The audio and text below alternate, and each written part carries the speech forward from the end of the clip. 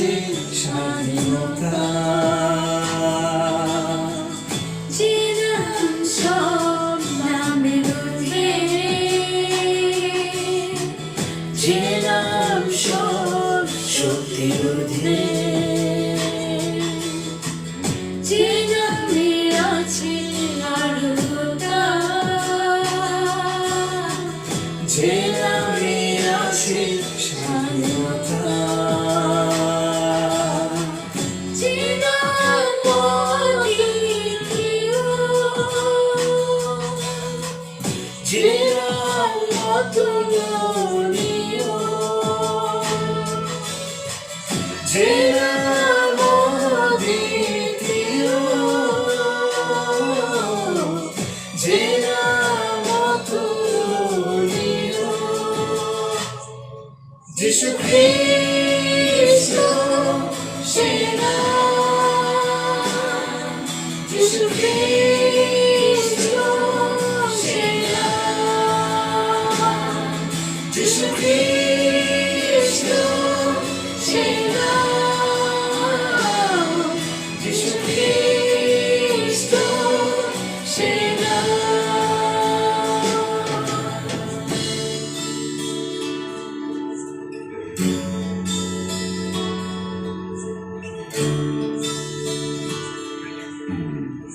যে নাম দেয় মোদের শান্তি, যে নাম দেয় মোদের মুক্তি, যে নাম প্রেমে পরিপূর্ণ, যে নাম বিশ্রাম সম্পূর্ণ, যে নাম দেয় মোদের শান্তি,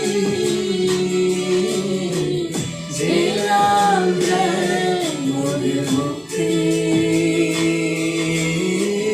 যে নাম প্রেমে পরিপূর্ণ, যে নাম বিশ্রাম সম্পূর্ণ,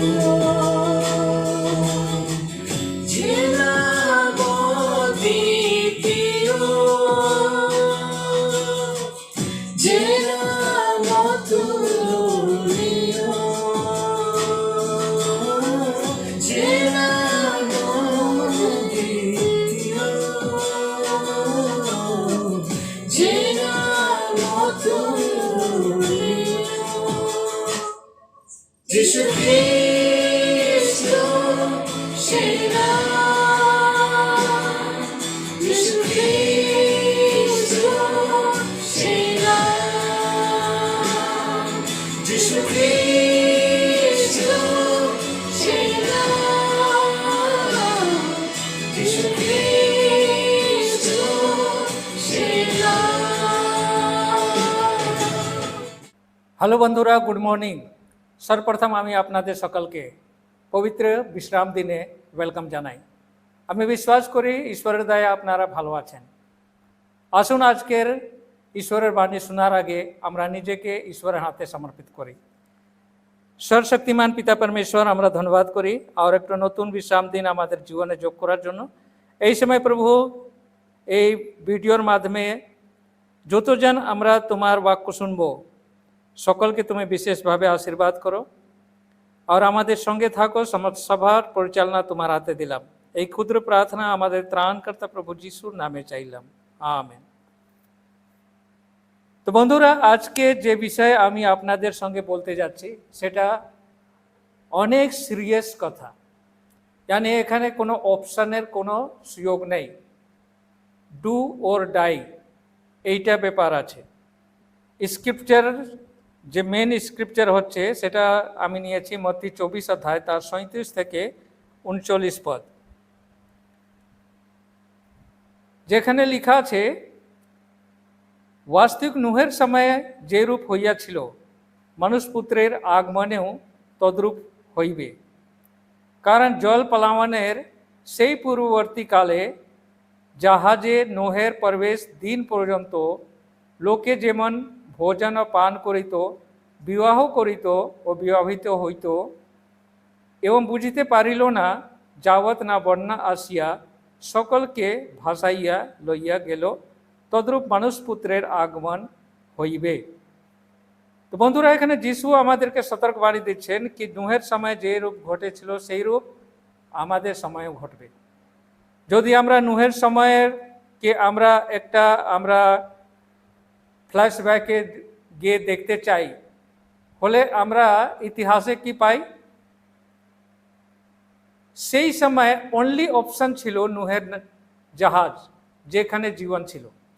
নুহের জাহাজের বাইরে পৃথিবীর কোনো কোনা এমন জায়গা ছিল না যেখানে কেউ আশ্রয় নিয়ে বেঁচে ছিল। একমাত্র বাঁচার অপশনটা কি ছিল? নুহের জাহাজ। যিশু বলতে চাচ্ছেন কি যেরকম নুহের সময় অনলি অপশন ছিল, কোনো অপশন ছিল না, অনলি একটাই স্পেস ছিল যেখানে আশ্রয় নেওয়া যেতে পারা যেত, তদ্রূপ আমাদের সময় হবে। যদি আমরা দেখতে চাই আমাদের সময়কে, হলে আসুন আমরা দেখি যিশাইয় যদি আমরা 24 অধ্যায় 1 পদ পড়ি, ঈশ্বর বলছেন যে পৃথিবীকে উনি খালি করে দেবেন, শূন্য করে দেবেন। যেরকম লেখা আছে, দেখো সদাপ্রভু পৃথিবীকে শূন্য করিতেছেন, উৎসন্ন করিতেছেন, উল্টাইয়া ফেলিতেছেন এবং তাহার নিবাসী দিককে ছাড়াইয়া ফেলিতেছেন। তো বন্ধুরা, এই পৃথিবীর মধ্যে কোনো এমন জায়গা নেই যেখানে আশ্রয় নিতে পারেন। यानी এই পৃথিবীতে যে কোনো জায়গায় আপনি থাকুন না কেন, আপনি বাঁচতে পারবেন না। তার মানে নুহের সময় যে রূপ হয়েছিল সেই রূপ যদি হয়, হলে নুহের সময় একটা আশ্রয়স্থল ছিল নুহের জাহাজ। যিশু বলতে চাচ্ছেন কি আমাদের সময়ও সেই রকমে একটা শেল্টার হবে, সেই শেল্টার ছাড়া আর কোনো অপশন থাকবে না। আর যদি সেই শেল্টারে কেউ যদি আশ্রয় না নেয়, এই পৃথিবীতে থেকে চায় যে কোনো জায়গায় থাকুক না কেন, তারা নিজের রক্ষা করতে পারবেন না। যেরকমে স্বপনীয়র বই আর যদি 1 অধ্যায় 2 আর 3 পদ পড়ি, এখানে লেখা আছে, আমি ভূতল হইতে সকলে সংহার করিব, ইহা সদাপ্রভু বলেন। আমি মনুষ্য পশুগণকে সংহার করিব, আমি আকাশের পাখিগণকে, সমুদ্রের মৎস্যগণকে ও দুষ্টগণ শুধু বিঘ্ন সকল সংহার করিব। হ্যাঁ, আমি ভূতল হইতে মানুষকে উচ্ছিন্ন করিব, ইহা সদাপ্রভু বলেন। তো নুহের সময় যেরকম ঈশ্বর বলছিলেন যে আমি পৃথিবীকে সম্পূর্ণভাবে শূন্য করে দেব, আর উনি করেছিলেন। যিশু বলতে চাইছেন যিশুর সময় यानी আমাদের সময়ও সেই রূপ হবে।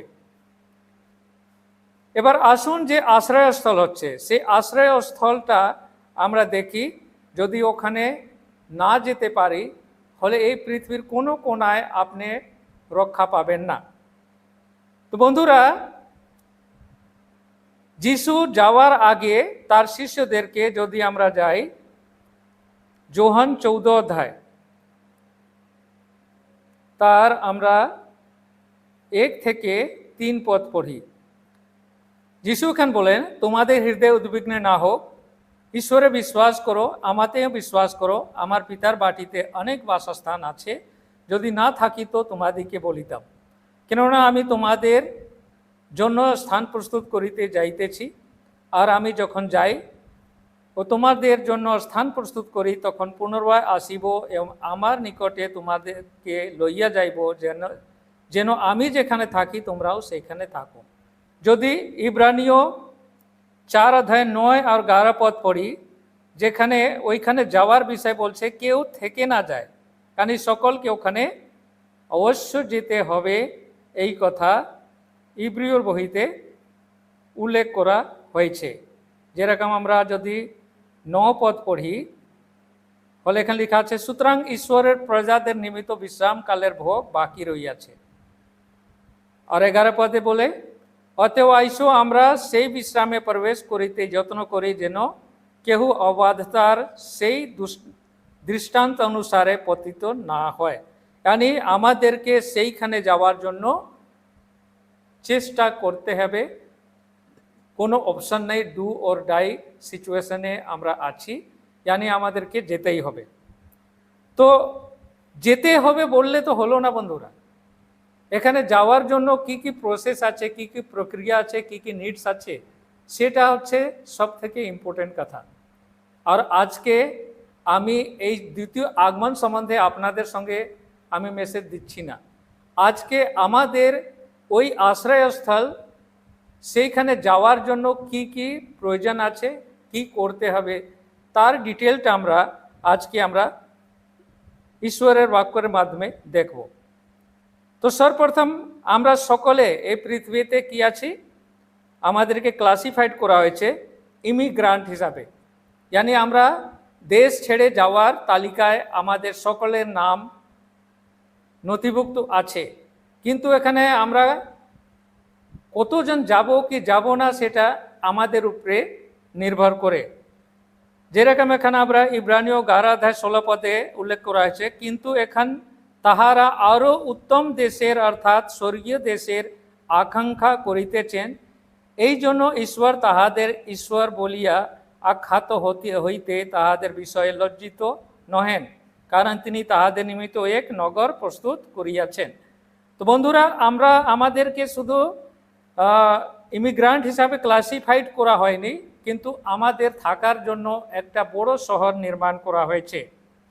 এবার সেই শহরে যাওয়ার জন্য যা যা ডকুমেন্ট লাগবে সেই আজকে আলোচ্য বিষয়। তো সর্বপ্রথম আমরা যখন বাড়ি দেশ ছেড়ে যাব, তো প্রথম চিন্তা আমাদের কি থাকে, কোথায় গিয়ে থাকবো, জানি আমাদের অ্যাকোমোডেশন। 1 বাই 1 আমরা দেখব।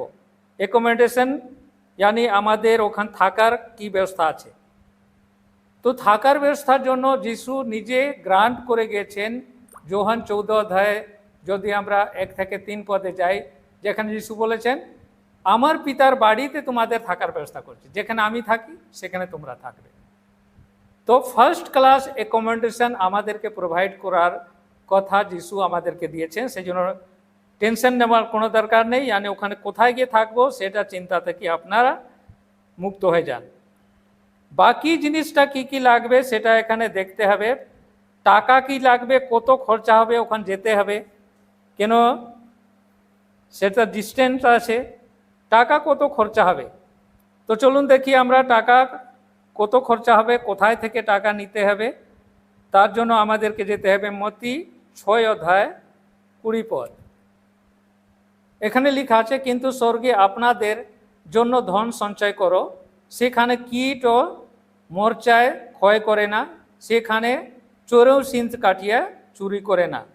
यानी ইন অ্যাডভান্স আপনাদেরকে কারেন্সি ট্রান্সফার করতে হবে। তো বন্ধুরা, কি কারেন্সি, আমরা যে এই দেশে যে কারেন্সি ইউজ করি সেই কারেন্সি না বন্ধুরা, আমাদের কর্মটা হচ্ছে সে কারেন্সি। यानी আমাদের চরিত্র, আমাদের ক্যারেক্টার, সেটা ইন অ্যাডভান্স ওখানে ডিপোজিট থাকবে। তো আপনারা বুঝে গেলেন কি কারেন্সি কি লাগবে, কত লাগবে। এবার কি কি লগেজ এলাও আছে ওখানে নিয়ে যাওয়ার, কি কি নিয়ে যেতে হবে, কেন বাইরে যখন যাই আমরা জামা কাপড় নানা ধানা জিনিসটা আমরা নিয়ে যাই।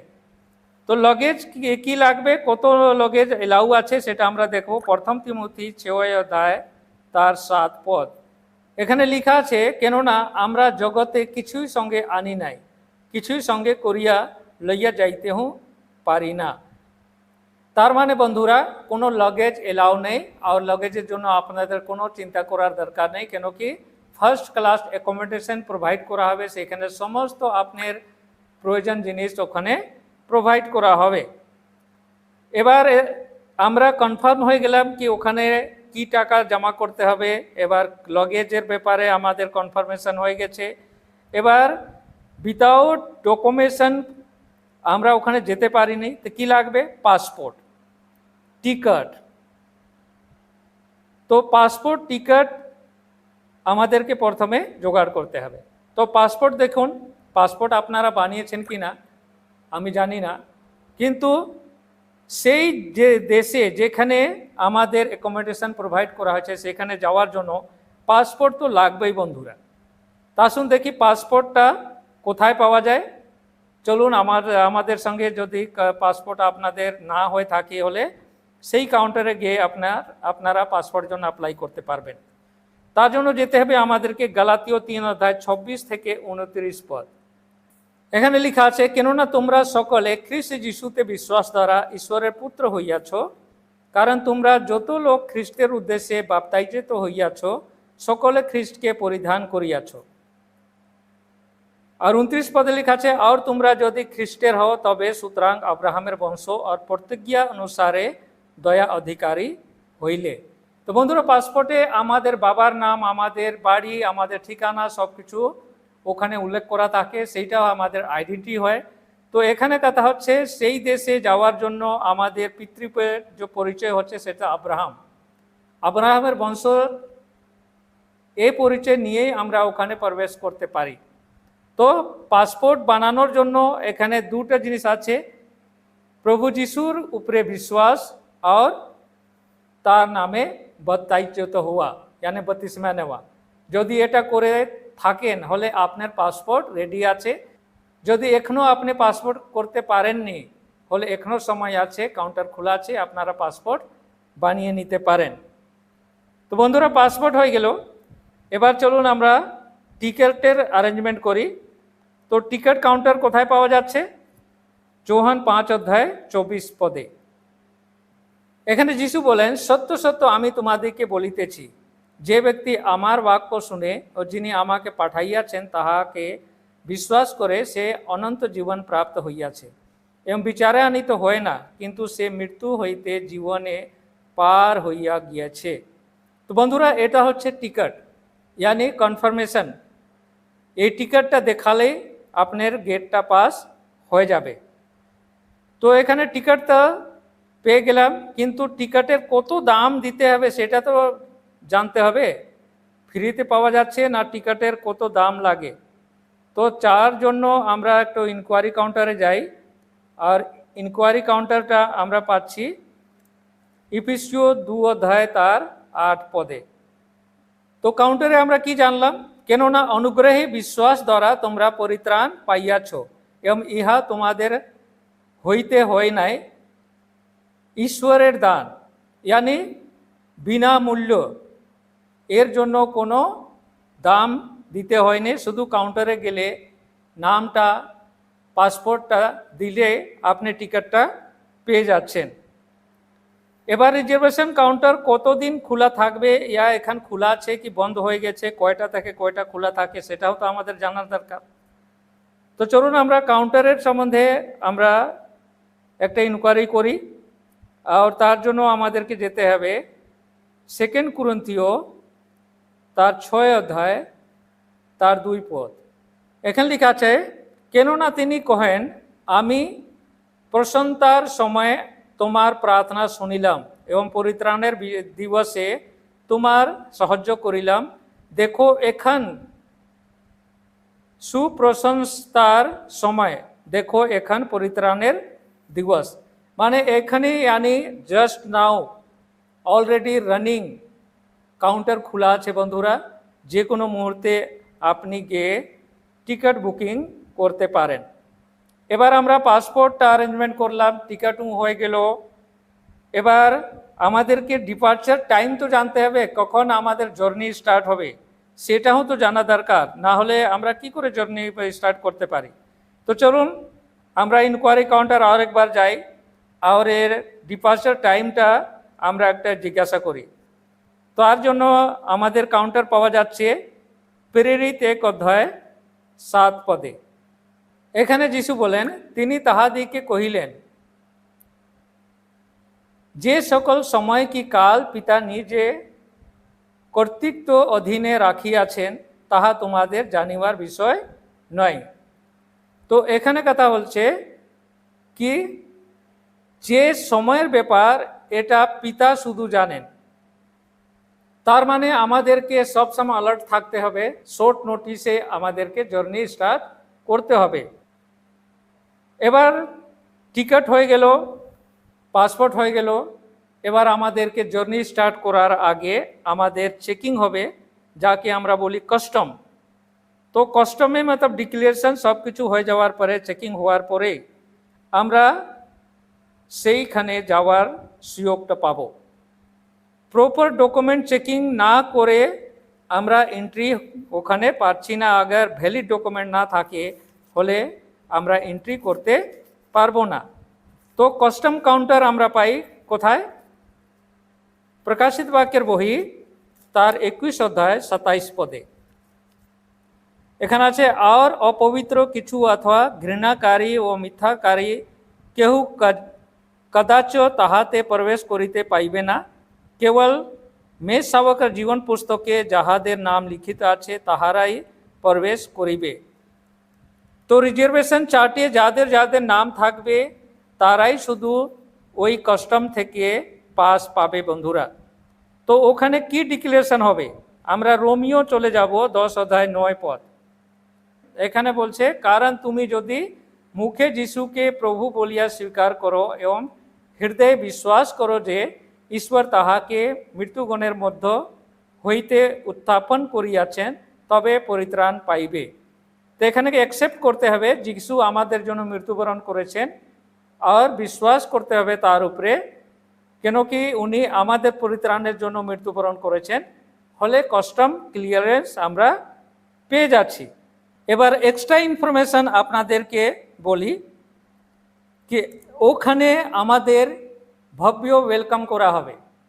যখন আমরা জার্নি ফিনিশ করে যখন পৌঁছাবো সেখানে আমাদের ওয়েলকাম করবেন যিশু নিজের শত্রুর দ্বারা, আর আমাদেরকে ধার্মিকতা মুকুট यानी কোরোনেশন সেরেমনি ওখানে আয়োজন করা হবে, যেটা 2 তিমোথী 4 অধ্যায় 8 পদে লেখা আছে। পল এখানে বলেন, এখন অবধি আমার নিমিত্ত ধার্মিকতার মুকুট তোলা রইয়াছে, প্রভু সেই অধর্ময় বিচারকর্তা সেই দিনে আমাকে তাহা দিবেন, কেবল আমাকে নয় বরং যত লোক তাহার প্রকাশ প্রাপ্তি ভালো বাসিয়াছে সেই সকলকেও দেবেন।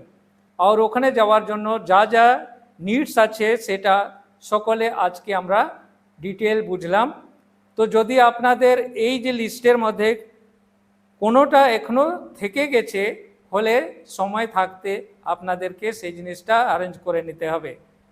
কেননা কি যিশু বলেছেন যেরূপ নুহের সময় হয়েছিল, নুহের সময় অনলি অপশন ছিল জাহাজ, জাহাজের বাইরে পৃথিবীর কোনো কোণা ছিল না যেখানে কেউ বেঁচে ছিল। যেরকম আগার আমরা আদি পুস্তক যদি 7 অধ্যায় 21 থেকে 23 পদ পড়ি, সেখানে নুহের সময়ে কি ঘটেছিল তার ডিটেল ইনফরমেশন আছে। যেরকম এখানে রেকর্ড করা আছে, তাহাতে ভূচর যাবতীয় প্রাণী পক্ষী গ্রাম্য ও বন্য পশু ভূচর সরীসৃপ সকল এবং মানুষ সকল মরিল। স্থলচর যত প্রাণীর নাসিকাতে প্রাণবায়ুর সঞ্চার ছিল সকলে মরিল। এইরূপে ভূমণ্ডল নিবাসী সমস্ত প্রাণী মানুষ পশু সরীসৃপ জীব ও আকাশীয় পক্ষী সকল উচ্ছিন্ন হইল, পৃথিবী হইতে উচ্ছিন্ন হইল, কেবল নূহ ও তাহার সঙ্গী জাহাজস্থ প্রাণীরা বাঁচিল। তো বন্ধুরা এখানে রেকর্ড আছে কি নূহের সময় পৃথিবীতে কেউ বেঁচে ছিল না। কারা বেঁচে ছিল? যারা জাহাজের ভিতরে ছিল। সেই রকমে যিশুর সময় অপশন অনলি অপশন আমাদের কাছে আছে, যেখানে যিশু আমাদের জন্য শেল্টার বানিয়েছেন, সেখানে যাওয়া ছাড়া আমাদের কোনো উপায় নেই। যদি না যেতে পারি হলে পৃথিবীর কোনো কোণা নেই যেখানে আপনি আশ্রয় নিয়ে নিজের প্রাণ রক্ষা করতে পারেন। তো বন্ধুরা আমরা ডু আর ডাই সিচুয়েশনে আছি, আর এখানে কোনো অপশন আমাদের কাছে নেই। একমাত্র আমাদেরকে যে ডিসিশন আমাদের জন্য দেওয়া হয়েছে তাকে ফলো করা ছাড়া কোনো আর অন্য উপায় নেই। তো আমি বিশ্বাস করি আমার এই ক্ষুদ্র প্রয়াস আপনাদেরকে এই গভীর বিষয়কে বোঝার জন্য নিশ্চয় হেল্প করেছে। ঈশ্বর আপনাদের সকলকে আশীর্বাদ করুন। আমেন।